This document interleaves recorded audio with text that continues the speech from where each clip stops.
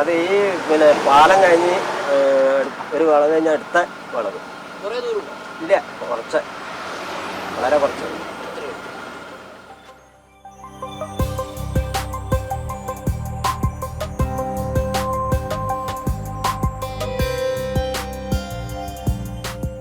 ആയിരത്തി 1979 പഞ്ചായത്ത് തിരഞ്ഞെടുപ്പാണ് സ്ഥാനാർത്ഥി പടിക്ക് ആ പേര് വരാൻ കാരണമായത്. ഈ വാർഡിൽ അയിലാളത്ത് വാസു CPM സ്ഥാനാർത്ഥിയായി മത്സരിച്ചതോടെ അദ്ദേഹത്തിന്റെ വീട് നിൽക്കുന്ന പ്രദേശം സ്ഥാനാർത്ഥി പടിയായി അറിയപ്പെടുകയായിരുന്നു.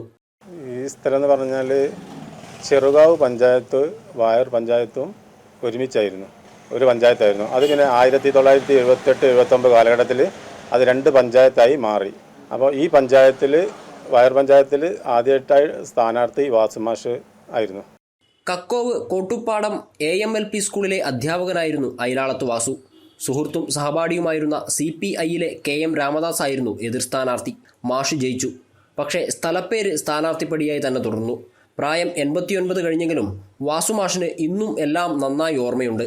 ഈ പഞ്ചായത്തിൽ ആദ്യമായിട്ട് തിരഞ്ഞെടുപ്പ് നടന്നപ്പോൾ ഇവിടുത്തെ 4-ാം വാർഡിലാണ്, ഇന്നും 3 വാർഡാണത്.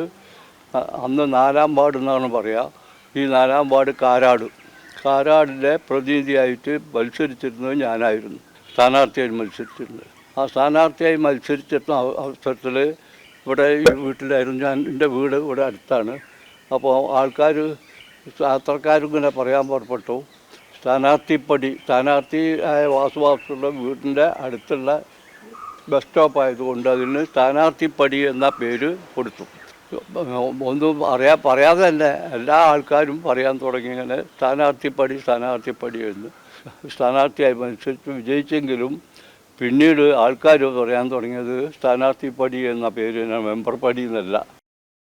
ക്യാമറാമാൻ പ്രശോഭിനൊപ്പം ഗോകുൽ കെ വേണുഗോപാൽ, ജനം, കോഴിക്കോട്.